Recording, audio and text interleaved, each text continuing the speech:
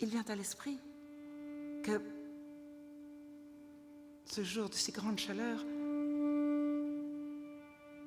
à cause de la leucémie, elle n'a pas pu sortir de l'auto et marcher vers lui, ou bien que ce soit de cette ambulance louée pour ça, pour le voir, qu'elle l'ait vu, qu'il l'attendait. Dès lors, elle ne peut plus oublier cette image qu'elle a vue de cet homme qui attendait cette femme, elle. Ce corps aperçu à travers la transparence de la chemise, le temps du passage, la trace noire des seins sur la poitrine maigre, la comble de folie. Elle l'a donc vu quelques minutes, le temps du passage, mais cela suffit. L'image est là pour toujours. Je ne te parle pas de celle de son visage, mais de celle de son corps.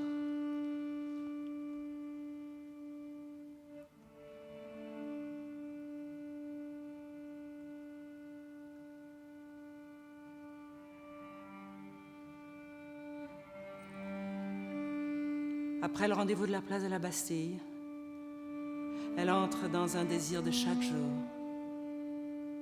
de chaque fois, de chaque nuit, réclame d'en mourir, demande d'en mourir.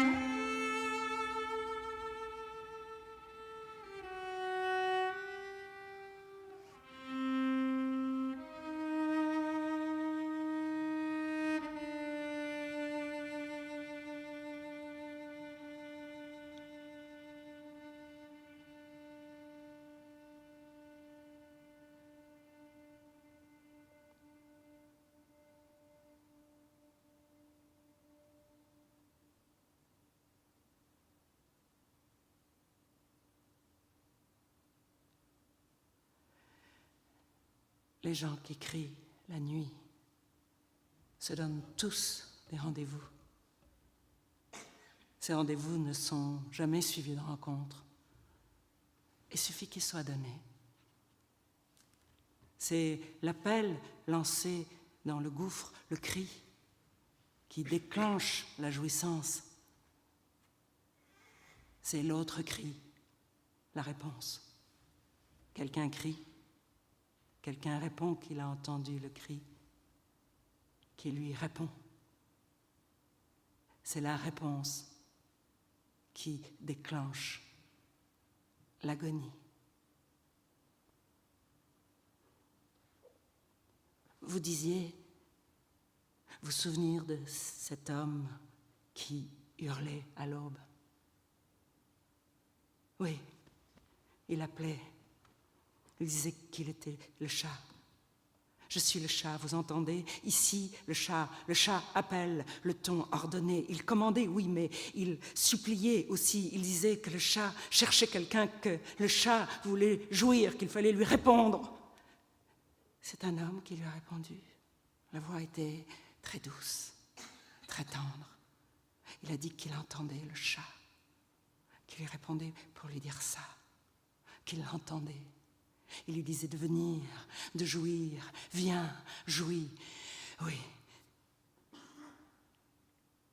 La voix du chat s'est tue dans des sanglots. C'était à Paris.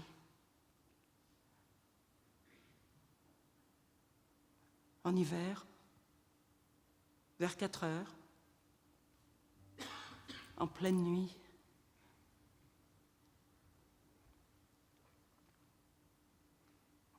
elle est surveillée. Autour d'elle, on s'inquiète de ces coups de téléphone si longs la nuit, parce qu'ils la fatiguent beaucoup. Des ordres sont donnés par le père pour que les dégâts de l'histoire sur la santé de Ève se limitent à ces coups de téléphone, pour que rien d'autre n'ait lieu en dehors de ces coups de téléphone. C'est le chauffeur du père qui le prévient, la première de cette surveillance. Ce chauffeur, lui aussi, veut son bien, sa survie comme tous les autres autour d'elle.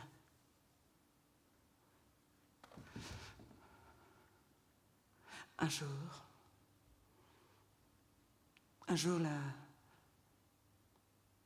la maison de Neuilly s'éloigne. Il croit qu'on ment. Il ne croit plus qu'on y meurt. S'il voit toujours la maison de Neuilly, cette dérive arrêtée entre les haies, il ne voit plus qu'on y meurt. Il ne la voit plus contenir cette légende de la seule héritière au nom inconnu, leucémique et bâtarde, celle de son désir. Il doute brutalement d'une des données de F, la maladie. Il dit que là c'est trop. Il parle de stratagème. Il dit qu'elle ment, que là elle ment. Alors, elle lui parle d'une preuve irréfutable de leucémie, que ces cheveux blonds qu'elle a, très longs, très beaux, une masse énorme, étonnante, dans laquelle elle dort. S'il pouvait voir, elle s'étonne. Comment ignore-t-il une chose aussi connue, aussi courante que la leucémie fait les cheveux très longs, très beaux, incroyablement blonds. Il lui rappelle que le premier soir, elle s'est décrite brune. Elle dit qu'il a mal entendu. Il ne résiste pas. Les dates se brouillent. Le journal n'est plus tenu aussi régulièrement, la chronologie n'est plus assurée.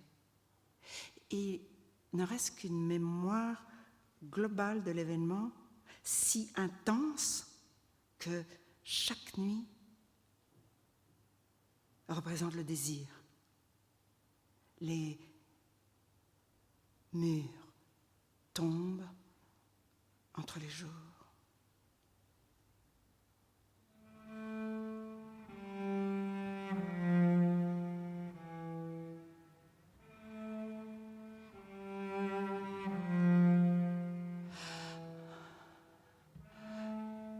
Elle dit qu'elle souffre physiquement, très fort, de plus en plus fort, qu'elle est très faible, de plus en plus faible, si faible qu'elle tombe et se blesse, et qu'elle a le corps marqué par les marques et les blessures de sa chute, et que sa jouissance se mêle à sa souffrance. Elle dit, la maladie s'aggrave, augmente. Elle dit qu'elle continue à aller travailler dans l'hôpital de Paris, poursuivre son internat, mais être de plus en plus fréquemment au lit, sous perfusion, ne vivre que de ces perfusions, de ces transfusions, et puis tout à coup, renaître, revivre, ce balancement entre la vie et la mort, disparaît, se tait, se meurt, et puis renaît à la vie. Il dit qu'il se met à l'aimer.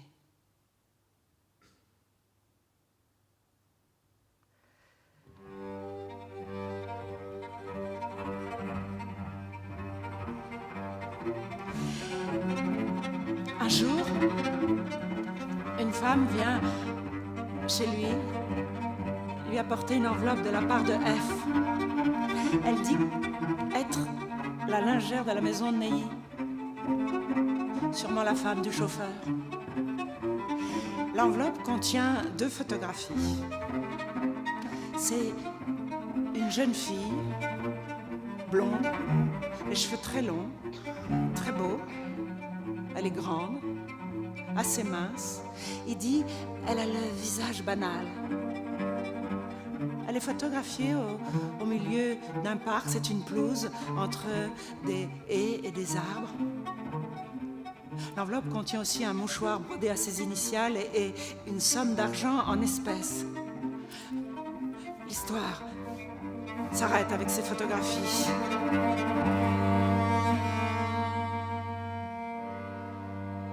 Seul, le soir, avec ces photographies méconnaissables, enfermé avec elle, désespéré.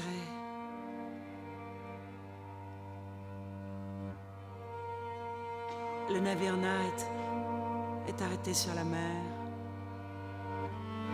Il n'y a plus de route possible, ni d'itinéraire. Le désir est mort, tué par l'image. Elle n'enverra plus de photos, qu'elles soient d'elle-même ou d'autres femmes. Il n'est jamais question entre eux de ces photographies. Il ne sera jamais question entre eux des photographies de cette femme blonde photographiée dans le parc. Elle ne parle jamais de ces photographies. Il dit « J'ai oublié ces photographies ». Ça a recommencé comme avant. Elle lui donne des rendez-vous. Elle lui donne 10 rendez-vous. Il va à tous les rendez-vous. Ces rendez-vous sont toujours donnés dans des lieux avec d'intenses vies vastes à s'y perdre, le bois de Boulogne, la place de la République, la place de la Bastille, les Champs-Élysées, les grands boulevards, à des heures d'intense circulation, à n'importe quelle heure du jour, de la nuit.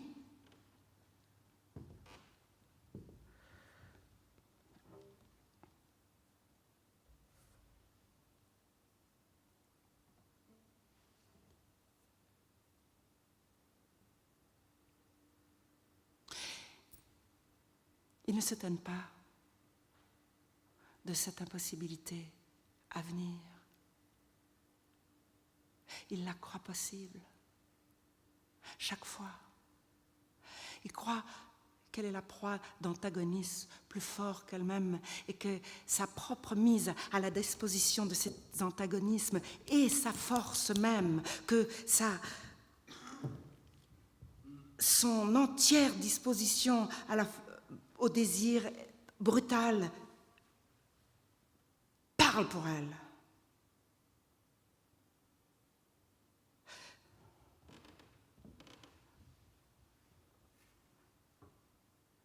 Puis il dit, Et puis sans doute qu'elle n'arrive pas à sortir de ça.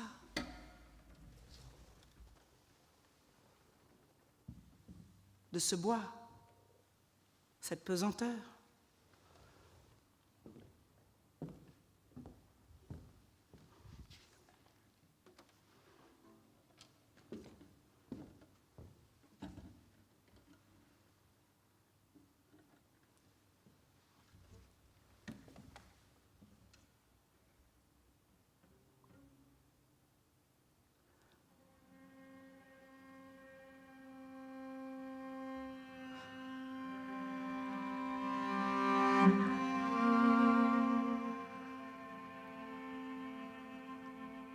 Ce territoire de Paris la nuit, insomniaque.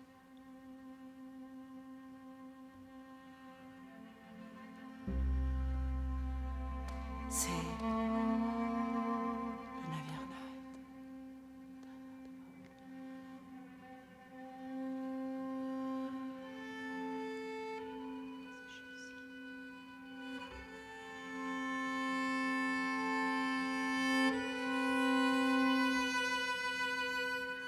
Night.